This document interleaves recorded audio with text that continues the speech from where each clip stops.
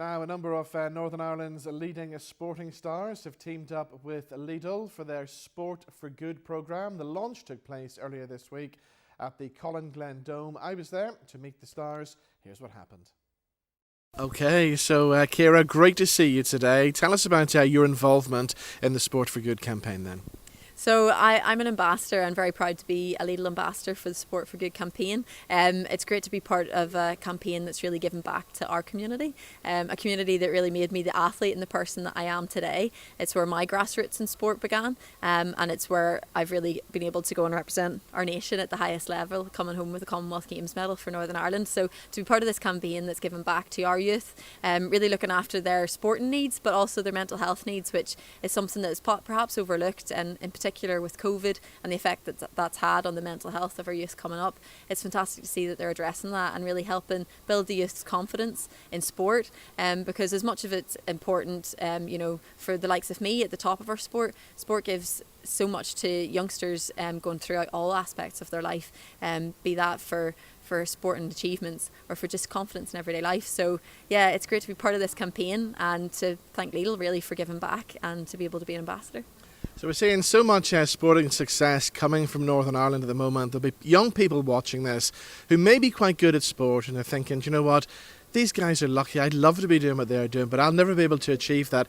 They can achieve their goals, can't they? They definitely can. And I think, us athletes here today are a perfect example of that. I was just like them. I was a little girl growing up in Portaferry. I grew up playing camogie. I did Irish dancing. I did tap dancing. I did drama. I was in everything. And, there's no difference between me and them. We're all very similar. So if they take anything from this, it's that we can achieve our dreams, and that's something that I feel so passionately about. It's great to be able to have this platform to be able to express that, because from little acorns grow mighty oaks, and we all have to start somewhere, whether you're from Portaferry, whether you're from Ballymoney, whether you're from any area of our community. We have the world's best sports stars from here in all aspects. We've got swimming, gymnastics, athletics, we've got golfers, we've got everything. We've got GA players, we've got rugby players. They all have to start somewhere. So if you think that you can't, you have to change your mind. Believe in yourself and go out and work hard, and anything's achievable.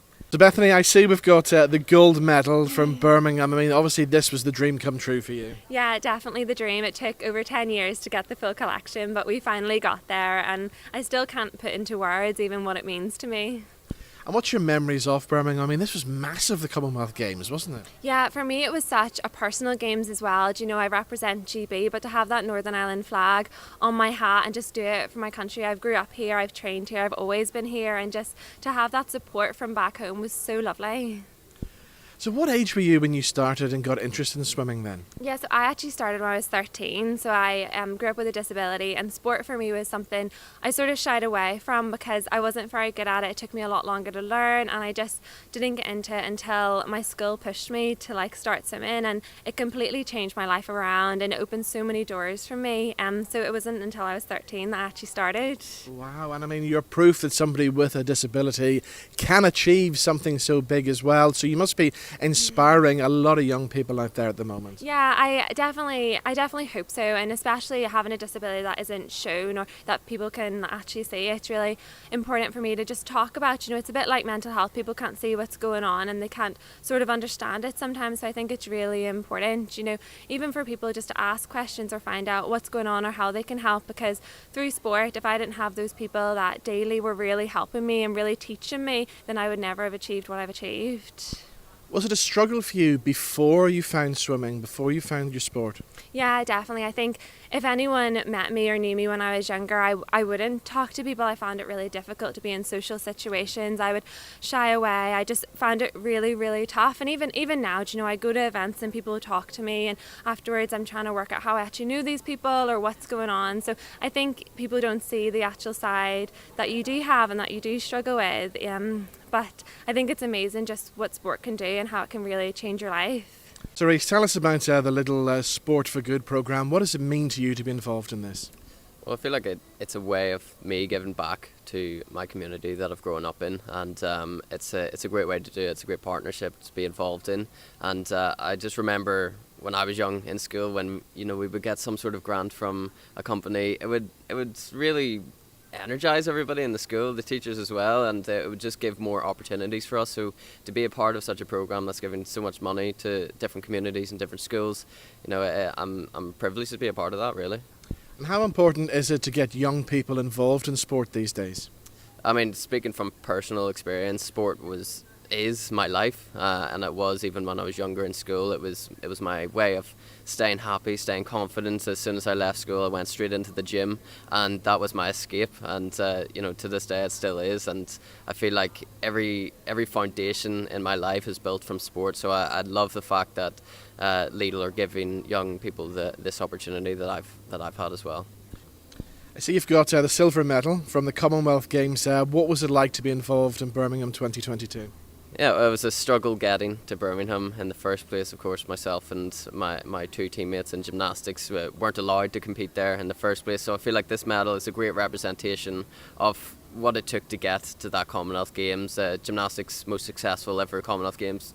Northern Ireland's most successful ever Commonwealth Games. It's a privilege to be contributing to that, and of course I would have wanted gold, but I'll settle for silver, and it's a good position to be in that I want to be striving for more and more. So what's next for you? I know you're flying off to compete somewhere else after this today, aren't you?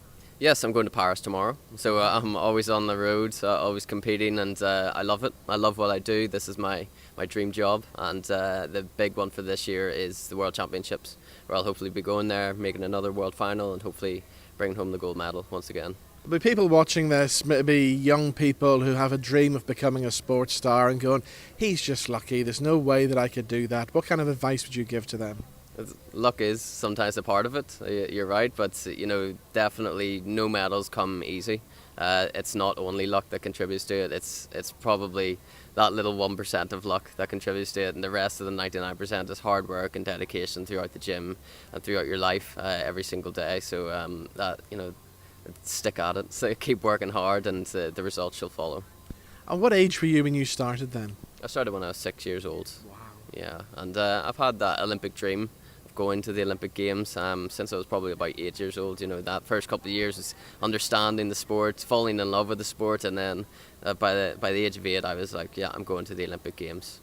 So what's next for you then? After winning gold at the Commonwealth, where are you going to go next? Yeah, so I think honestly, I have 2 more years really left in me. We have a World Championships, and then it's the Paris year again, it's the big games year, and I think there are the 2 years I want to push forward and just try and do a lot. But for me personally, I just want to try and promote a wee bit more disability sport and get more people with a disability into sport, because we are such a small country, but we do have a lot of people that have disabilities, whether they're hidden or physical, or you can see, and I think it's important just to open some doors for them. So what's next for you then, competing wise? Next up for me, I'm having a little break, and then there's no real rest for middle distance runners. I'll have a cross country season in the winter, then it'll roll down round to the indoor season with the European champs in March, and then the big aim for me will be the world champs next summer, and then obviously the really obvious one, the Olympic Games in Paris. That's going to come around very fast, so that's always on the horizon. So that's really where the whole focus is, world champs and then Olympics. Of course, you set a record recently as well, didn't you? Yeah, I had a pretty good summer. I'd say to come home with 2 medals, one for Northern Ireland and one for Ireland, was pretty special. I probably would have sat back and been happy with that season, but to go out and run an Irish record over the 1500 metres, to run 3:56 to take Sonia Sullivan's 1500 metre record, and to smash that was phenomenal. It's that'll go down as probably the race of my career to date. So that was the cherry on the top of an absolutely fantastic season. And what about a training schedule? What's a typical day for you like then? So a typical day for me, usually I train twice a day, every day, all week, and twice a week I do 3 training sessions with 2 runs and a gym. So usually I get up in the morning, have a bit of breakfast, get out for a run, back and have some lunch and relax, then get out for a gym session straight after that. I come back and chill another little bit, and then I'm straight back out for an evening run. So yeah, no rest for the wicked, but I feel very fortunate to be a full-time athlete, so I'm lucky that I don't have to work a 9 to 5 in between that, and exactly, yeah. I'm lucky for that. And coming from Portaferry, do you ever get into Captain Jack's for a fish supper? Oh, I definitely do. I definitely get into Captain Jack's, and if anybody who knows me, I was very, very grateful that they threw me a little 30th birthday party. My sister graduated from university, and my 30th was at the same time, and we had a birthday bash in Captain Jack's. So if anybody's down there, take a trip in. It's Brilliant grub. Brilliant, Ciara. Thank you so much. No problem. Thank you. Maurice, thank you so much and the best of luck in Paris. Thank you. Thank you. Anthony, great talking to you. Thank you so much. Thank you. And for more information on a Lidl's Sport for Good programme, check out the website, which is lidl-ni.co.uk. Now, Brian